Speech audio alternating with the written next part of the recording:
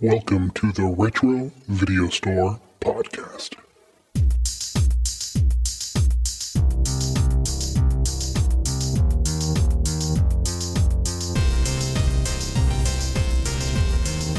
Welcome everyone to the Retro Video Store Podcast. I'm your host, Eric. Hi, Eric. And that's my co-host, Neil. I'm Neil, and who do we have no fucking clue where he is? I think I saw his picture on a milk carton. David, have you seen this boy? This boy in his 40s? Yeah. I mean, I assume he's fighting a fire. Yeah, so do I. Out in the middle of nowhere. Yeah. It's not Jamie, like the whole western United States is on fire. Yeah, I think him and Jamie have been texting, so I think she has heard from him. Oh, so he'll talk to his sister. Yeah, but not us. Right. Yeah. What's she ever done? Has she ever talked about movies? No. Yeah. We know what, David? We were going to do Silver Bullet. Maybe we'll do it while you're not here. Yeah, I don't know. For Silver Bullet, well, let's talk about the future of the podcast for a little bit, because spooky season is arriving. And we're going to kick it off early with the last week of August by doing the classic Night of the Living Dead from 1968. And then we're just going to ease on into more spooky movies for September and October. So September is going to be Devil Month. So there's going to be a lot of movies about the devil or having to do with witchcraft and the devil. So, I love me a devil movie, man. Yes, I love me a devil movie too. So we're going to do some good 60s, 70s, 80s, 90s devil movies. So get ready for that. And then in October, we've got a couple of Stephen King adaptations lined up, John Carpenter, and then, we're just going to play it by ear. If you guys have some really good suggestions that we haven't thought of, let us know. But we are delving in to a spooky season pretty soon. But this week we have to do the last summer episode, and it is a summer movie, and it is a not very good movie, but it's a fun movie to talk about. We're going to do Jaws 3, or also known Jaws 3D today. And as soon as I told my wife, there was just an eye roll. Here's what we're going to be watching, just an eye roll. And then many things were said about you. Yeah, this was a rough watch. It was, I didn't find it all that bad. I knew what I was getting into, and I found it so stupid. It was fun. Yeah, there were some fun, stupid parts, but there's other parts where like, why are we doing this? Or why are we watching this? What's going on here? Why, where's the shark? What are we doing? It's kind of well, also I had strep throat last week, so I was maybe feeling sick when I watched it, so I didn't enjoy it as much as I probably could have. I did, however, watch a shitload of bad movies, but we'll get to that. But first we'll get to you, Neil. No, let's hear about your movies. We always do mine. Let's hear about your movies. So, when I am sick, I am open to watching things that I probably wouldn't normally watch, or I'll give movies a shot that I haven't really considered. So I watched part of Terrifier 3, and I get what they're trying to do. I just don't like it. You know what I mean? I mean, it's I'm not offended by it. I'm not like, upset by it. It's just gore for gore's sake. Exactly.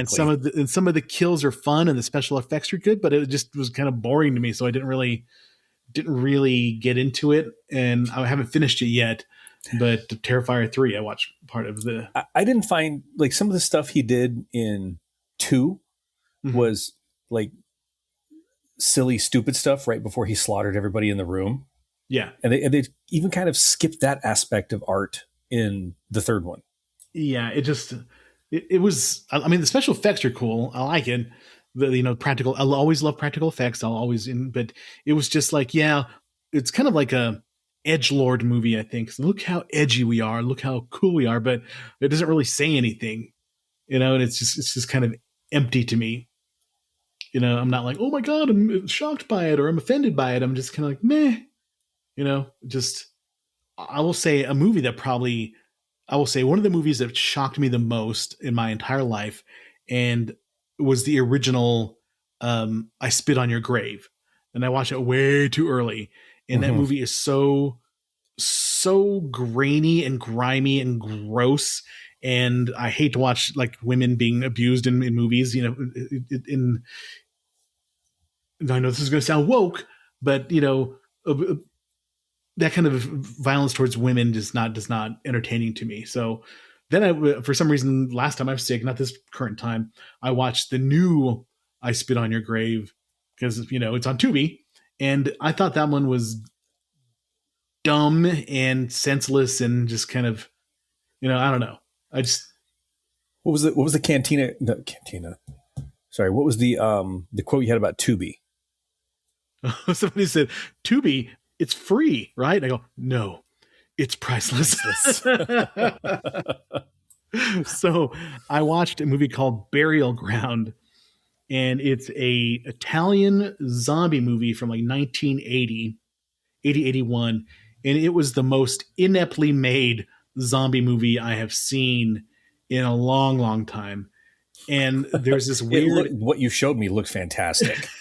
there's this weird character who's supposed to be like a 12-year-old boy, and they didn't want to hire like a 12-year-old boy actor, so they hired a person who is young looking and short, but not necessarily old. I mean, he's obviously older, but he has this weird Oedipal complex with his mom, and he's like, there's this part where he's a zombie and he like tries to breastfeed off her or something. It's just it is so bad. All right. That it is so funny and so terrible that I kind of like enjoyed it in the sense that, oh my god, this movie is so bad. And then I tried to watch Demon Warp, which is a kind of really low budget, part Sasquatch, part zombie, part alien movie, and it's got It already sounds rad. George Kennedy in it, and it is really really bad. And I guess I have 18 minutes left, so I need to finish it up. But it was just terrible. It's on Amazon Prime if you want to watch it, and I think it's on Tubi as well. Tubi has a lot of great awful movies going on. There is this Instagram feed, and it's just like the best of Tubi, and it just shows, I guess they have a lot of movies aimed towards the African American audience, and they're super low budget and they're unintentionally hilarious. And there's this one that they have, like, what starts Tay Diggs, and there's a clip going across the Tubi, and it made me laugh so much. So I'm gonna have to find it out. But Tubi just keeps giving. It's like I said, it is priceless. You always find something super bizarre on there. If you go to the cult classic section of Tubi, it is just chock full of stuff to watch.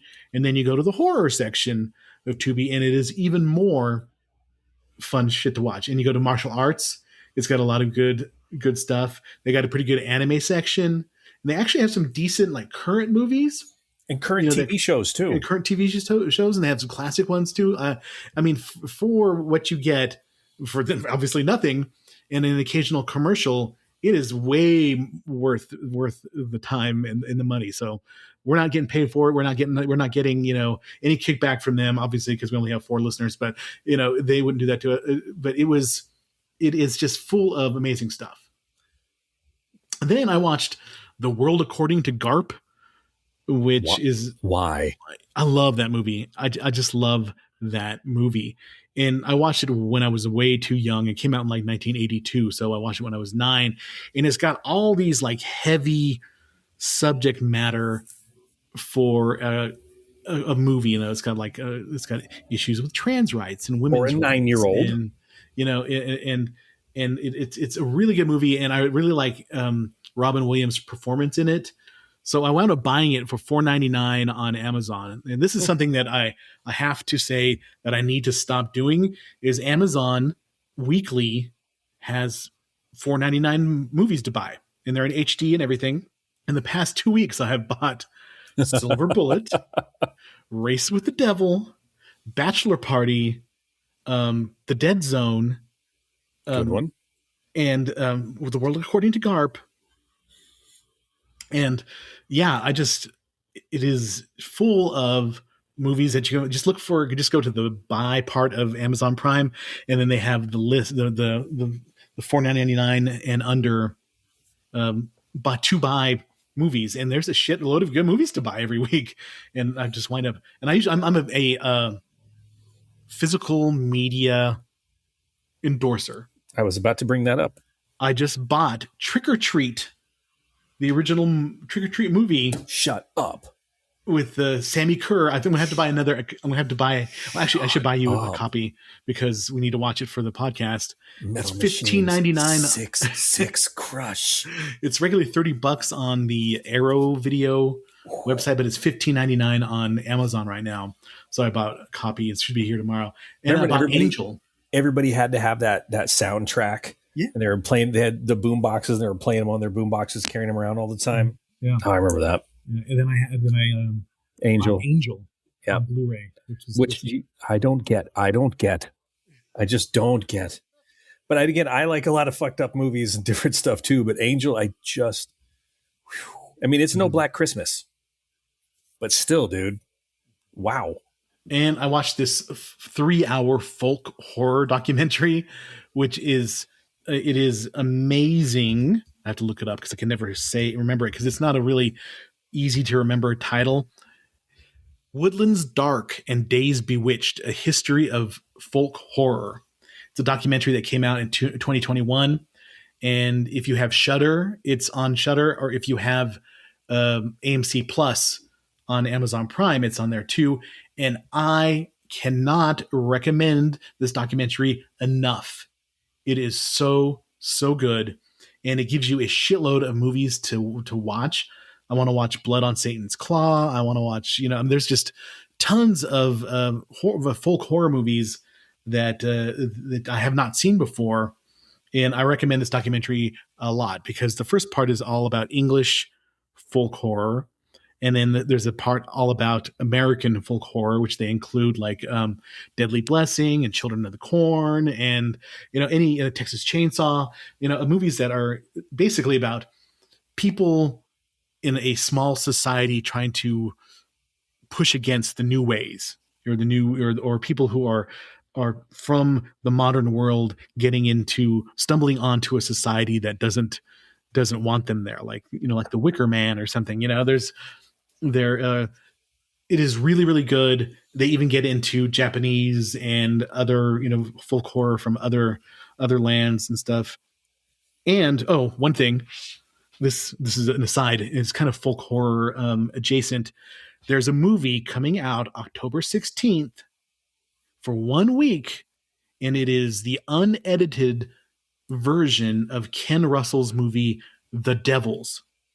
And this is considered one of the most blasphemous movies of all time. It's going to theaters? Yeah, and it's going to be the director's cut, Ken Russell's director's cut, and it's coming out for 1 week. And this is supposed to be the unedited version that has some of the most crazy shit you've never seen before in a movie. And I've seen the edited version. It was on Shudder a couple of years ago, and it was only on for a couple of weeks on Shudder, and it blew my mind. It's a really, really good movie, and it's based on a book by Aldous Huxley called The Devils of Loudun, and it's all about this a bunch of nuns who go through this hysteria and a witch trial that involves this priest in Loudun.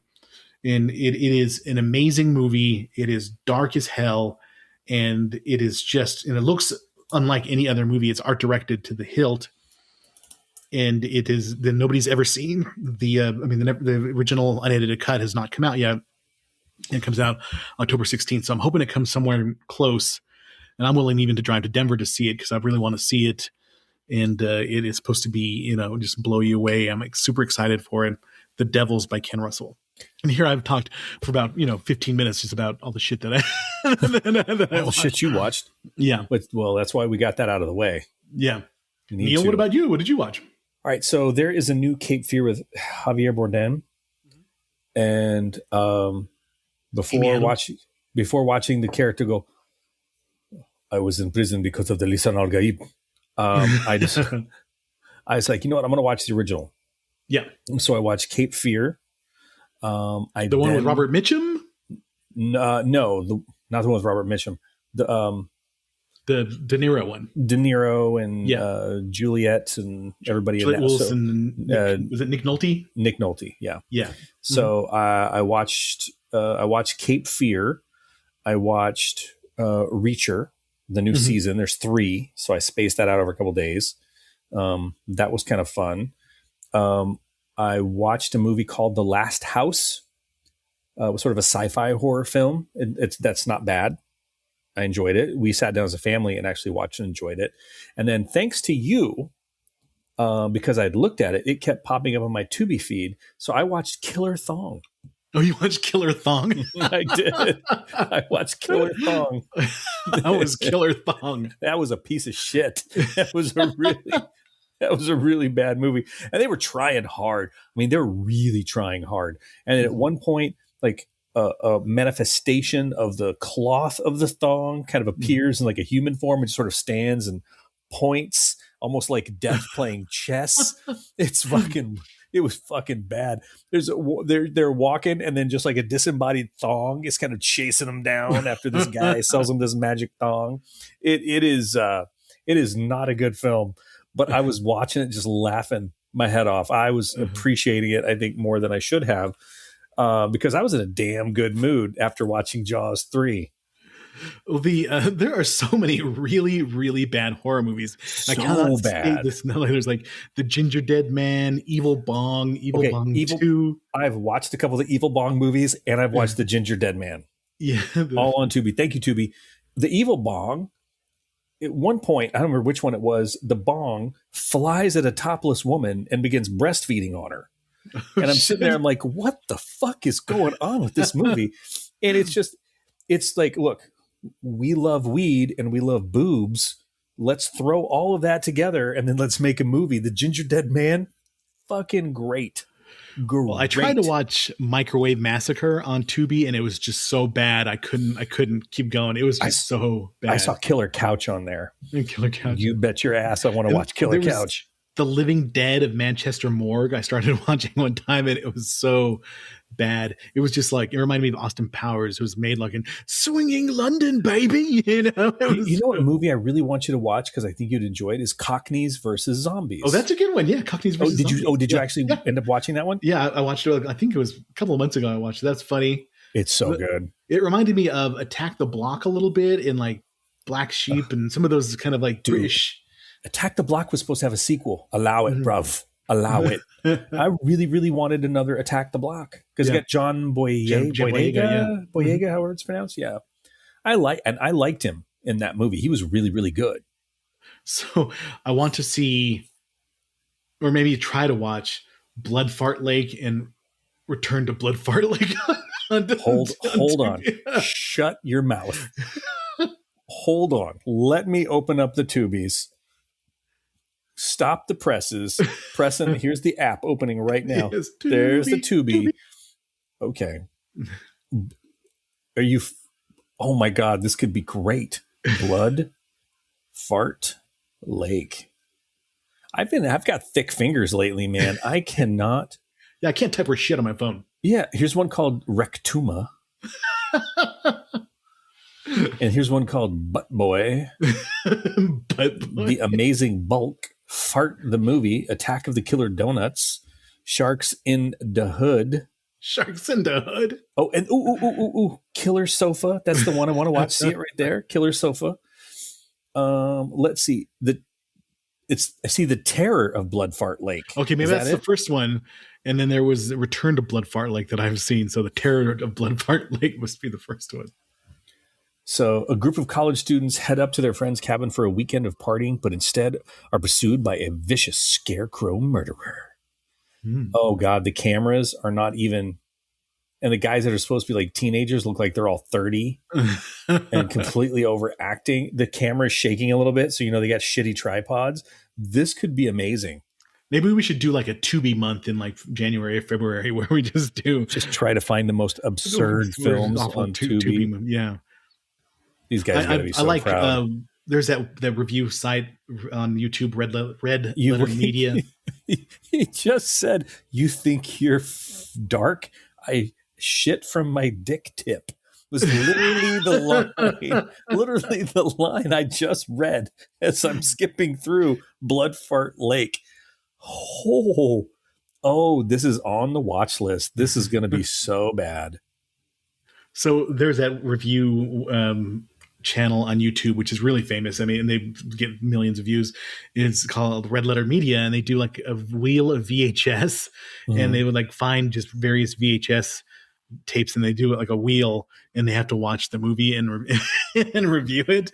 Yeah. It's kind of like what we should do for Tubi Month. Just so listeners, if you have found a particularly awful Tubi movie or a movie on Prime, particularly Tubi or Prime, hit us up at rvspodcast222@gmail.com. We'll see what we can do. This is prime. This Oh my is so God, good. the Look at mustache this, is the worst I've look at ever this. seen. Yeah. So You know, anyway, he's part of the terror at Blood Fart Lake. All right. We need to start talking about Jaws 3D. Oh my God, no! We need to just sit and do a play-by-play of watching Blood Fart Lake. We should do a Blood Fart Lake live stream. So before we jump into Jaws 3D, let's talk about the early 3D boom, or the early 80s 3D boom. There for a little bit, I guess in the 70s, they did I was watching the history of 3D. In early 3D in the 50s and the 60s, they had to have two projectors showing the movie simultaneously in order to get the 3D effect. So that really made 3D hard for theaters to produce. So there was a boom with like, House of Wax and Creature of the Black Lagoon and other movies that were made in 3D. A lot of classic sci-fi was made in the 3D in the 50s, but then it went out of favor in the 60s. And in the 70s, there was a new process of shooting 3D. The cameras were almost like how IMAX is now. Well, the cameras are very hard to set up, and you had to really kind of think about the depth of field and all this kind of stuff. But you could shoot it, you could display it on one projector, and it used the normal red and blue 3D glasses. So there was a movie, the first 3D movie that started the boom was a movie called Coming at Ya. And it was a low budget Spanish Western. And I have told this before, I think when we talked about Friday the 13th part 3, that my dad took my sister, my dad took my sister and I to the only theater in Aztec, New Mexico that was sometimes open, sometimes not open. Anyway, they were showing Coming at Ya at the theater. And they gave us a paper plate full of popcorn and some 3D glasses. And it was kind of like a Western where the guy rescues this girl and these girls who are being trafficked or sort of trafficked or whatever. And the only thing I remember about the 3D was one guy who was hanging and his feet were dangling, and you could see his feet kind of coming out in the 3D. But another part is the heroine was covered with rats while being bound to a chair.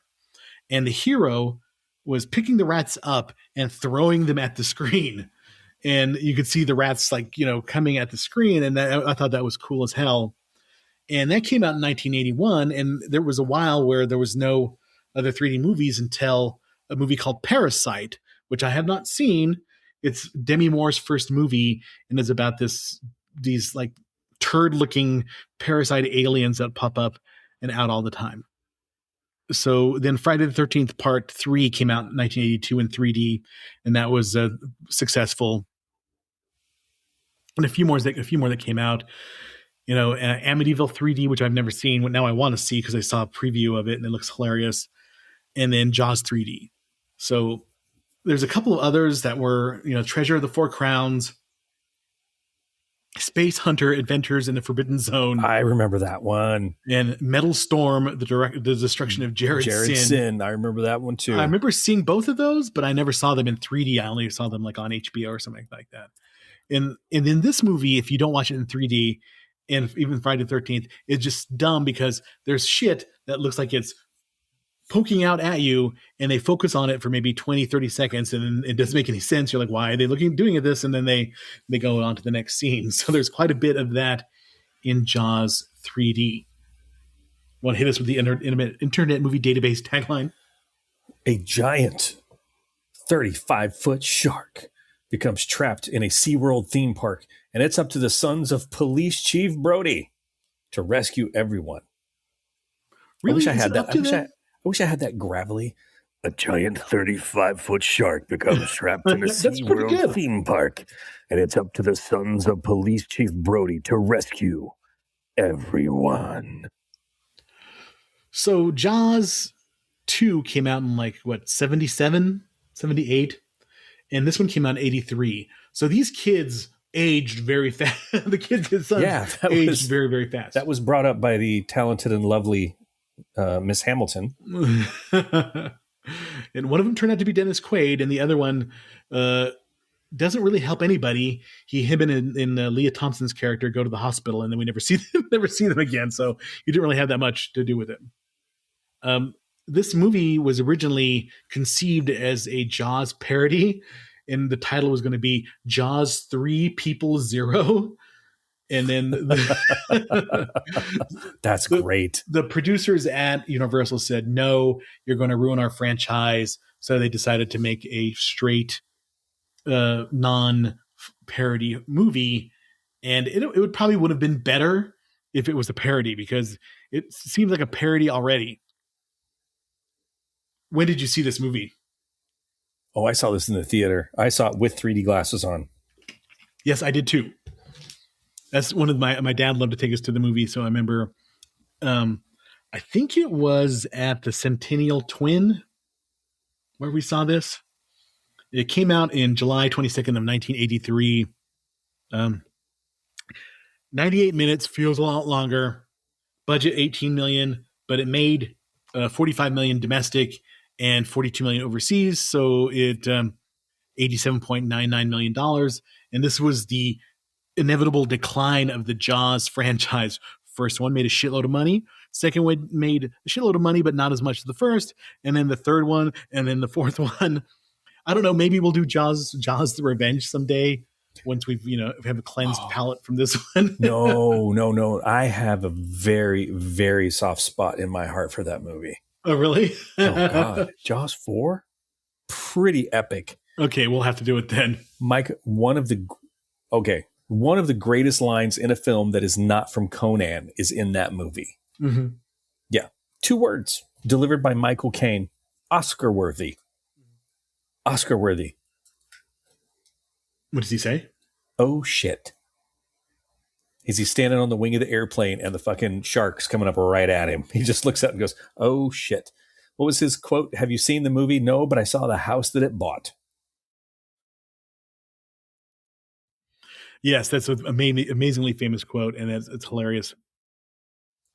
In the interview, they're like, oh, this movie was just so poorly written and blah, blah, blah. He's like, well, I'll tell you, you go write a perfect movie and I'll act in it because I act in the movies. I don't write the movies. Yeah, go get him, Michael. He's funny. He's always, whatever he's in, he kind of classes up anyway. Even Blame It on Rio, that problematic movie. Yeah, there's some things about that. Going back to Blame It on Rio, or talking about Blame It on Rio, that was one of those movies on HBO that you watched and you didn't really grasp how inappropriate it was until you grew up. When you were a teenage, you were just excited that there was one thing that you knew was going to happen in that movie. Boobs. Plenty of boobs, chock full of boobs.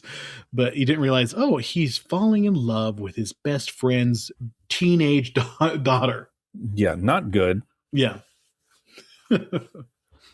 So for perspective about the Jaws franchise, Jaws, $495 million, which is a shitload of money in 1975. Jaws 2, $209 million. Jaws 3D, $88 million. Jaws Revenge, $52 million. So diminishing returns to say the least. Oh, what did I sent you a message, because when I was watching the movie, it says suggested by the novel by Peter Benchley. It didn't say inspired or based or anything. It said suggested by the Peter Benchley novel. Was it? I think it was Mitch Hedberg that did the whole thing, like inspired by. Is inspired by this. He goes, and I made it a movie about a gorilla. It's I wish I could think of the whole joke. Mitch Hedberg was a genius. But yeah, very much suggested by, because it had a shark. Yep, it had a shark. And I think Sammy was reading trivia like she always does. And I guess somebody asked Dennis Quaid about this, and he's like, I was in a Jaws movie. Apparently he was so coked out. He just did not remember. Exactly. I was going to say that too, where he said there's not a single frame of film in Jaws 3 that he's in that he's not coked out of his mind. And he did not do a bad job. No, I didn't really see. He wasn't like grinding his teeth or, touching his nose. Lower jaw thing. Yeah, lower jaw. Yeah. It probably helped him like deliver a decent performance, because he didn't really seem like his heart was that much into the movie. Well, there's not much you can do with the script, but I still think he did a pretty good job with the script. Yeah, considering. And the one thing I think that actually did well was the relationship between him and the doctor. Yeah, that actually seemed like they liked each other. Yes, exactly. Yeah, they had good chemistry. That part I would not have cared about as a kid. I just wanted to see people get eaten by a fucking shark. And then you even get denied the shark in this movie. It's like, oh, we see kind of a shark, and then the person, and then here's blood, and then occasionally some pieces float at the camera, and you know which ones are going to, because it had that weird black outline around them. Yeah, there's a lot of like rotoscoping in this movie, and that fish head moving its mouth still. Fish head, roly-poly fish head. The shark, when you see the big shark, it is barely mobile. I mean, it looks like it's on hydraulics, and it's just like wheel the shark in, and then reel it back out. I love the shark at the end. How you can see the foam creasing when it's trying to push its way in. It was so bad. Yeah, the effects were not very good, and I think it's maybe a little unfair to judge a 3D movie's effects when you're not watching it in 3D. But no, I think even this. Yeah. With the water splashing. It's so I like, I'm not gonna say love, but I like 3D movies like this in 2D, because you get how over the top and unnecessary some of the shit is that they're doing to create that 3D effect. Just like Friday the 13th Part 3, like, hey, why don't you use a yo-yo? Hey, how about you juggle? How about we do some popcorn? There's all sorts of like, just set up purposely for 3D, the 3D effect. I want to do something that nobody is going to be able to hear because it's all visual. But after the intro and it chomps the fish, I look over and my wife is on the couch doing this. Reaching out. She's reaching out. It's like, yes, you're such a smart ass. Reminds me I love you. Bachelor Party, where Tom Hanks's character is fighting the villain in the middle of the movie theater, at the front of the movie theater, and it's a 3D movie, and they perfectly choreograph what's happening on screen, what's happening between his character and the other character. And this guy's like, this is the best 3D I've ever seen. She's like, I've seen better. And then she gets punched in the face, and she's like, whoa. All right, let's talk about there's no Steven Spielberg, no Roy Scheider. Roy Scheider said that Mephistopheles could not have talked him into doing this movie. Sammy said he like ran and did another movie just so he would. Yeah, he did Blue Thunder. Yes, just so he would be too busy to get drug into Jaws. Smart guy. No Richard Dreyfuss, no Lorraine Gray, no Amity Island. And I think that's probably the thing that drives me nuts the most is the setting of the original movie was really kind of what made the movie. The townspeople, the politics of the town, the setting, the people who, the kids who are on the boats, and just the fishermen and everything like that. All that is gone. And it's like a big advertisement for SeaWorld. It's just a lot of SeaWorld. And with the really well-placed cans of Coke. Yeah, lots of Coca-Cola. Not the Coke that Dennis Quaid was doing, but the Coca-Cola. And it just, yeah. And why did SeaWorld think it was a good idea? Let's show how inept everybody is who works at SeaWorld, and how quickly these sharks die in our captivity, and how everything can go wrong. Come to SeaWorld. Want to watch a shark roll over and die in person? Come to SeaWorld. want to use mayhem? Maybe lose a leg. Watch a diver's crusted ass, crab infested corpse float past the viewing tunnel. Come to SeaWorld. I just love that part where the corpse floats up and everybody's screaming, and for some reason that girl's face is like right pressed up against the glass. It was so great though. It made no sense that it was there, but she was right up on Why it. are you doing this, Becky? What is going on? So good. So director was Joe Alvis, and he was the production designer of the first two Jaws movies. So God knows he's a good production designer, but not necessarily a good director. I don't think those two skills maybe transfer over. Ooh, is that Bess Armstrong? Neil Maybe. doing what Neil does. He's always putting pictures of the female cast members for other movies. Nice. So let's talk about the cast. Dennis Quaid is Michael Brody. Bess Armstrong is the his biologist girlfriend, marine biologist girlfriend. Simon McCorkindale, Manimal himself, plays the plays. That was exactly Philip what I was Fitzroy. thinking. Louis Gossett Jr. is slumming it in this movie. He just won the Academy Award for Best Supporting Actor in An Officer and a Gentleman. Then he shows up in this movie, and yeah, it's why it's like, why am I here? This is Leah Thompson's first movie, and she plays water skier Kelly Ann Bukowski. You wonder if she wrote a book, someone would pick up the book. If she would pick up And the they book. pick up the book and then they read Bukowski. Oh yeah, pick up my book and I read Bukowski. Yeah, nice Red Hot Chili Peppers reference there. You let me down. So Leah Thompson, I always had a crush on during the 80s. She was in a lot of good movies. She was in All the Right Moves, which Neil has provided pictures of. And then she was in a movie called The Wildlife, which was kind of like a semi-sequel to Fast Times on Ridgemont High. She was obviously in Back to the Future, Some Kind of Wonderful. She was in Howard the Duck. She had a really good run in the 80s. Perky. You want to hit us with the critical consensus? Yeah, let's talk about the critical consensus. Oh my God. I just basically touched my mouse pad and it just went flying. All right, here we go. While Jaws 2 has received mixed, differentiated reviews and is regarded as the best of the Jaws sequels, reception for Jaws 3D was generally negative.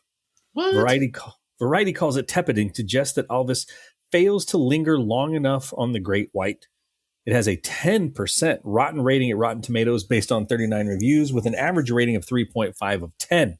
And the critical consensus reads as a cheese-soaked ocean thriller with no evident reason to exist. Jaws 3 bellows forth with a plaintive yet ultimately unheeded cry to put this franchise out of viewers' misery. I will allow that let me be this guy. That was a very bellicose sentence, and I appreciate that.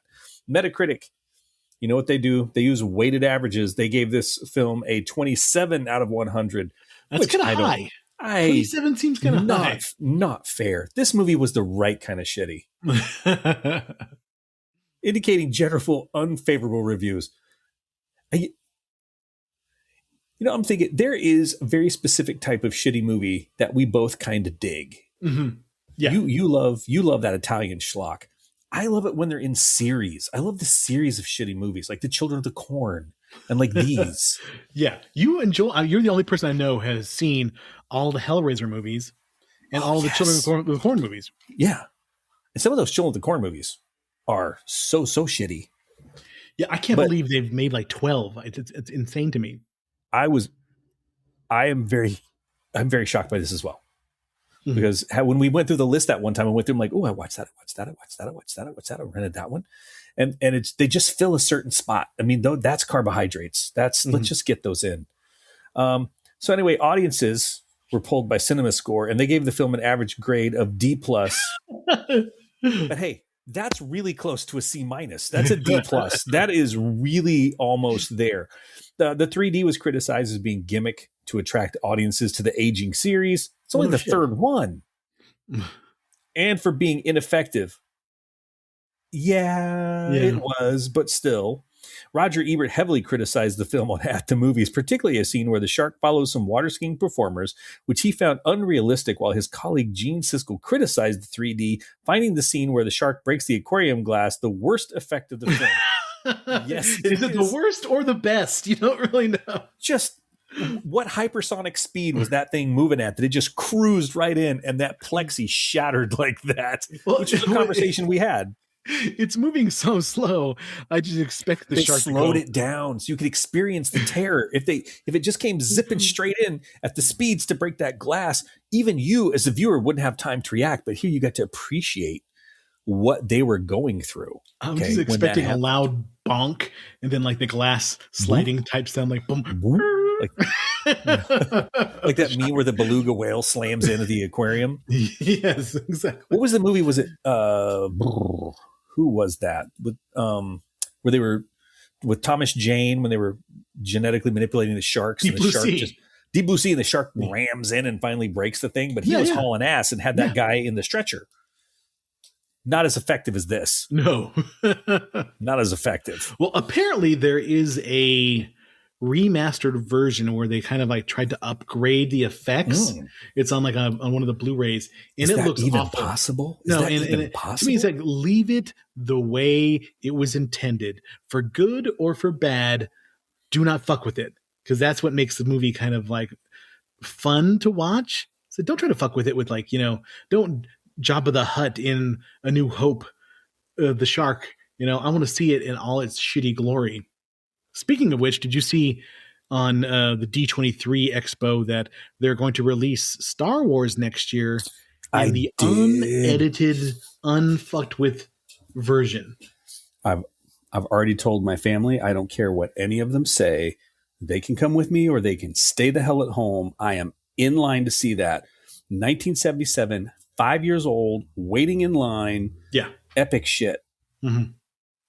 I think I was too young to see it the first time, but I remember seeing it in a re-release because I remember standing in line once again at the Centennial Twin to see Star Wars and just being blown away by it. So, we hadn't talked about one thing. It's a little digression. What did you think about the new Doomsday special look? That was the one I sent you, yeah?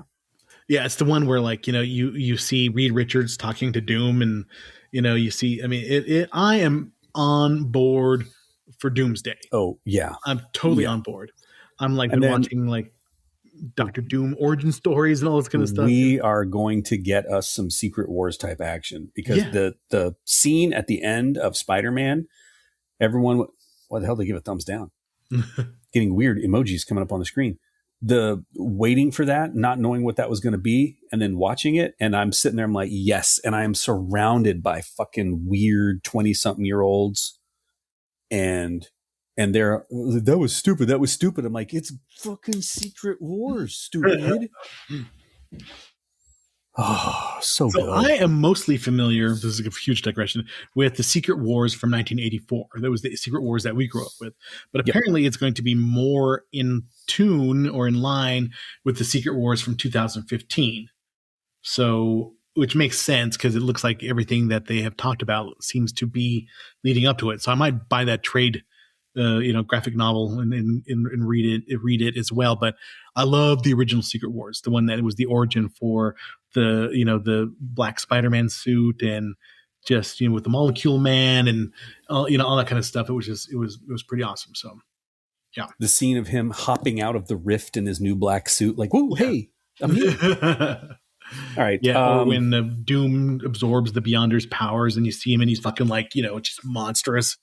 Yeah. Oh, it's going to be good. I'm looking forward to it. Okay. All Movie. Let's go back. All Movie. Mm-hmm. Not just some movie. This place is called All Movie. All right. All Movie, however, says that the suspense sequences were made somewhat more memorable during the film's original release with 3D photography, an attribute lost on video, thereby removing the most distinctive element of an otherwise run-of-the-mill sequel. Derek Winnert says that with Richard Matheson's name on the script, you'd expect a better yarn. Although he continues to say that the film is entirely watchable with a big pack of popcorn. I would say every film, but like Black Christmas is that. That would do it for me. Others are disappointed that Mathesis and Gottlieb produced this script given their previous success, and later reviews expressed astonishment that a sequel this downright abominable didn't kill the franchise, but that it actually would be followed by a movie that was arguably worse.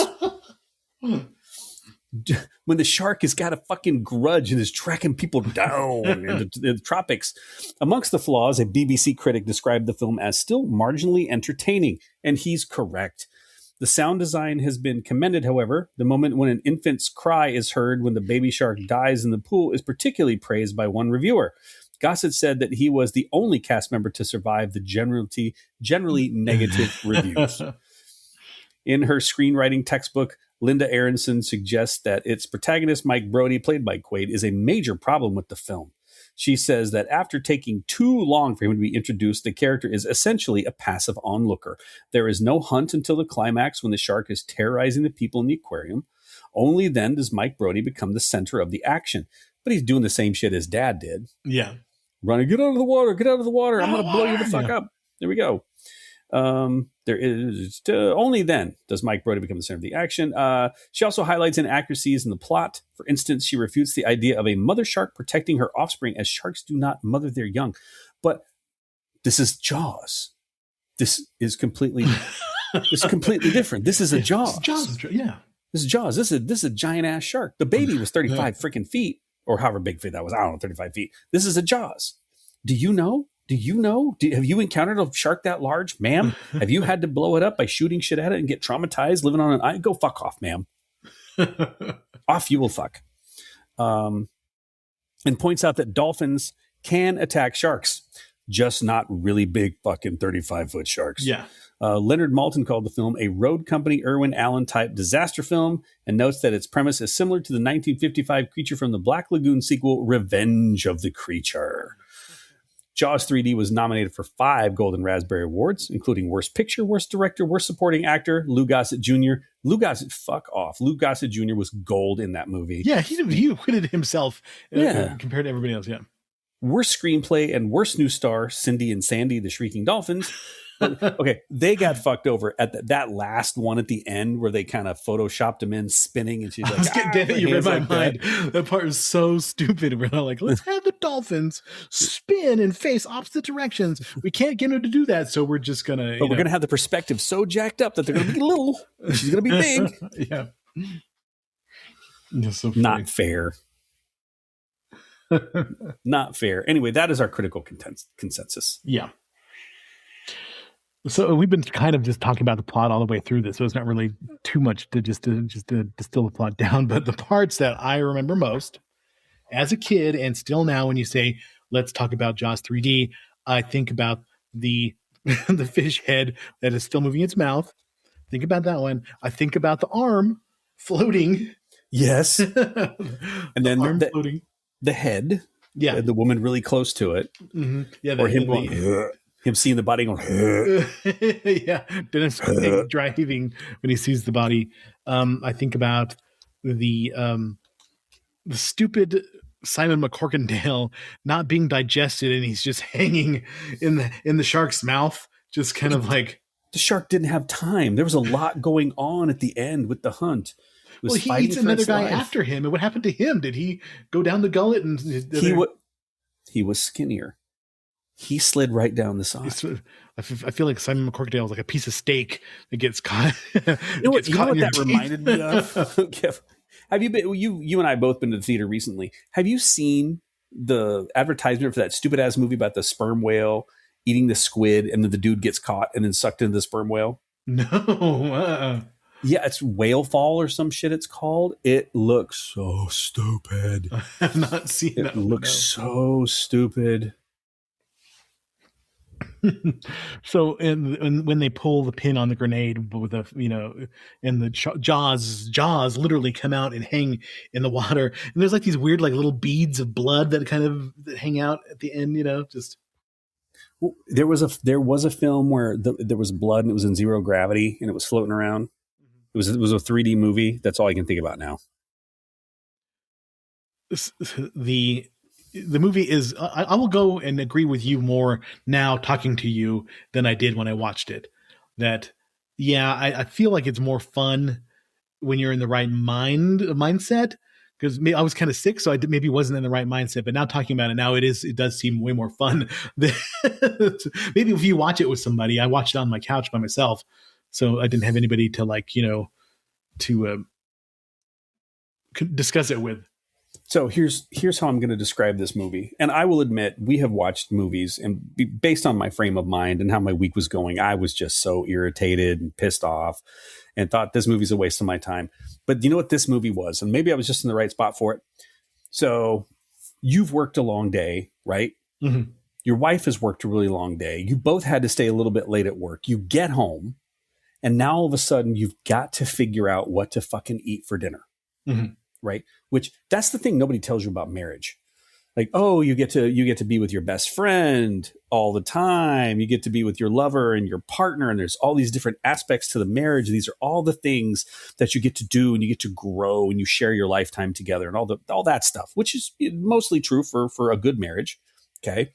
But what they don't tell you is that you're going to spend all of the rest of your life arguing with that person over what to have for dinner. Yeah. Trying to figure out what to eat every day. Trying to figure out what to eat every fucking day. Where if you were single, right, what would it just be? Tacos, pizza, green chilies. That's what we eat already. Well, that's what I eat. So this movie is you worked a long shift. Your wife has worked a long shift. You both come home. You can't figure out what to do for dinner. You both get pissed off. So you make a peanut butter and jelly sandwich, and you're like, I've worked all damn day, and all I'm getting is this peanut butter and jelly sandwich. But you had some good bread. Good bread. Maybe wheat because it's a little bit sweet. You had great jam or jelly. I'm going grape or blackberry, not that strawberry stuff. And then you had good, not cheap peanut butter, right? You had good crunchy peanut butter, and you take that bite into it, and the way that bite hits, it's not the greatest thing for you, and it's not the greatest dinner you've ever had, but god damn if it's not satisfying. Yeah. That the was ratio of peanut butter, jelly, and bread all are equal. Gotta be choice. Yeah. Mm-hmm. It's gotta be choice. Yeah. I had a coworker. And you leave the knife on the edge of the sink in case you want to make another one. But and if you're done, you can go by, lick off all the extras, and then you're good to go. I had a coworker bring me an Uncrustable, and that's why I thought about this. As I'm looking at it, because I'd bitched about being a little hungry, because I didn't eat breakfast. I'm like, man, I'm a little bit hungry. I'm waiting till lunch is going to really, really suck. And they say, oh, I got this. They put an Uncrustable down, and part of me was like so pissed off, like fucking Uncrustable. Like, I get what you're trying to do, but you just put an Uncrustable down. First off, I'm not 5. Mm. That's not going to do enough, right? I'm 217 pounds. I lift weights.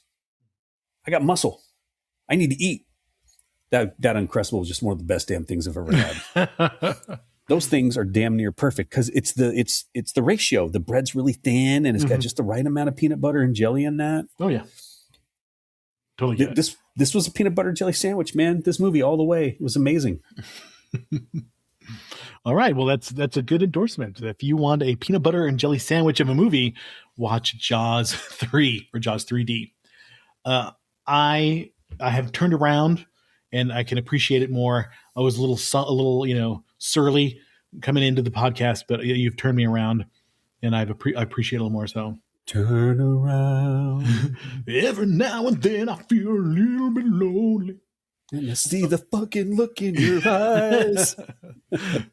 So I included a list of the 56 worst sequels of all time.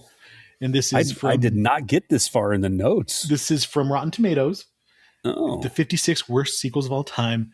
And it starts off with a picture of RoboCop at the top. Yes. The number one for them is Super Babies, Baby Geniuses 2.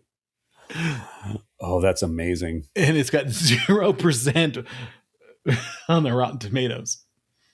Return to the Blue Lagoon with Mila Jovovich also has 0% score.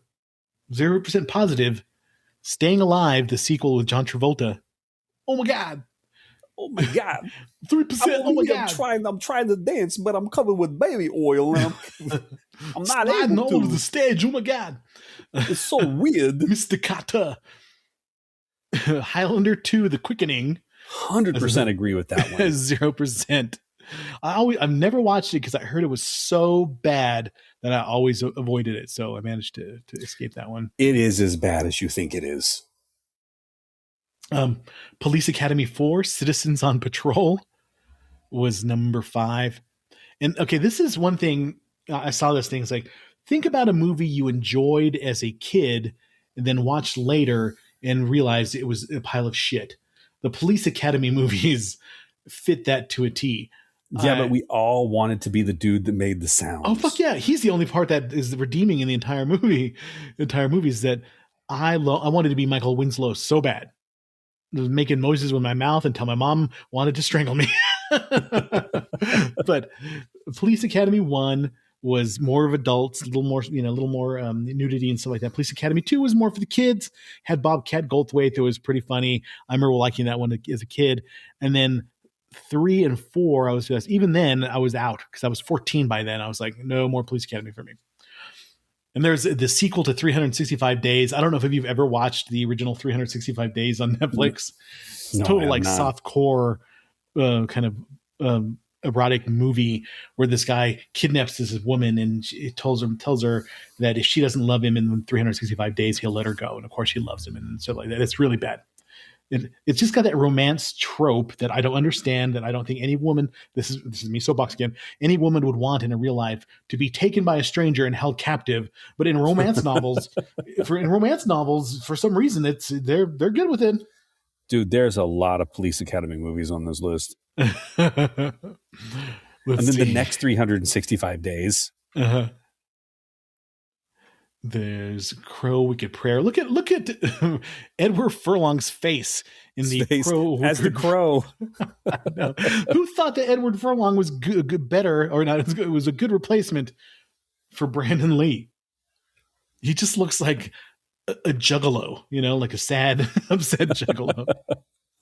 Police Academy 5, Assignment in Miami Beach. Support, like family? Was it family support? Unity, family support, and kneecap and bitches. The Juggalos. Juggalos, yeah.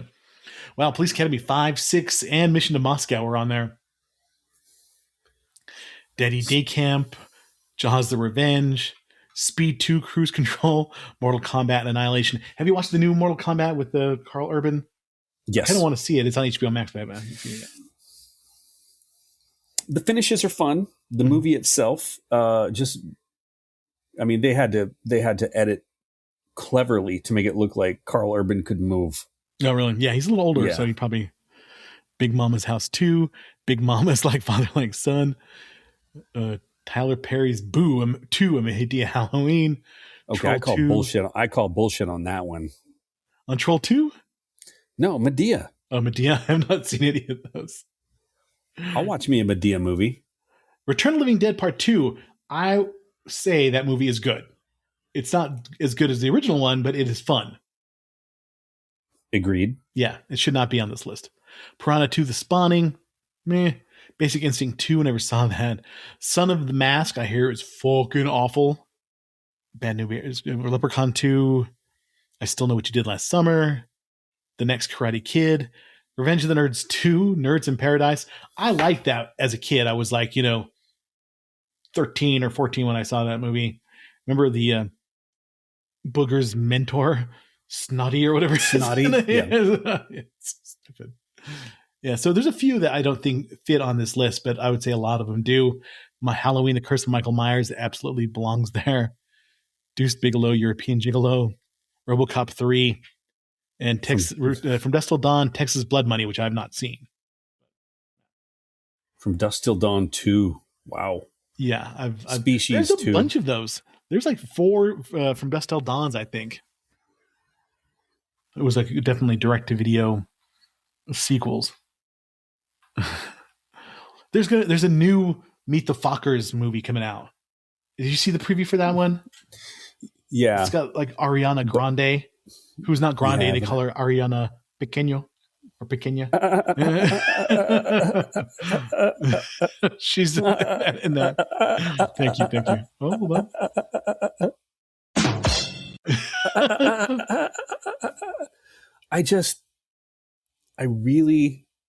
I have a hard time with Ben Stiller in movies. Yeah. I really do. Mm-hmm. Dodgeball, yes, but other movies. I think he's good in Tropic Thunder. He's okay. He's good in Tropic Thunder-ish. He started to annoy me, but I don't know. There's something about his characters are all just whiny little bitches to some extent, and it just starts to get annoying. There's no. I liked him in There's Something About Mary. Yeah, see, I didn't like him in Something About Mary either. If you edit him out, great movie. All right, so that was Jaws 3. If you like shitty movies and you want to have fun and eat a peanut butter sandwich, watch it. It's entertaining to the point that you're like, oh my god, it's a good bad movie. We'll leave it at that. Next week we're talking about a classic, Night of the Living Dead from 1968. Look us up on rbspodcast222@gmail.com if you want to send us an email. Be on Instagram and on the Facebook. And if you want to contribute, go to buymeacoffee.com and go to the Retro Video Store podcast. And if you we'll read your email on the air. And spooky season is not exactly set in stone, so if you can recommend a movie that we haven't thought of, Lair of the White Worm is kind of on the outside looking in. It's kind of, I kind of want to watch that for Halloween time, but maybe not. I don't know. It's like right there. I could switch it out with one of the others and be okay, but I'm not sure. That was what I called my underwear drawer in college. Lair of the White Worm. That's funny. All right. Anything to add, Neil? Yes. For a bad movie, this is a good movie. All right. All right. All right, everybody. Thanks for listening. We appreciate you and have a good week. Everybody have a good week. Have yourself a peanut butter jelly sandwich. Unless you're allergic to peanuts, then what the hell's wrong with you? Thank you for listening to the Retro Video Store podcast.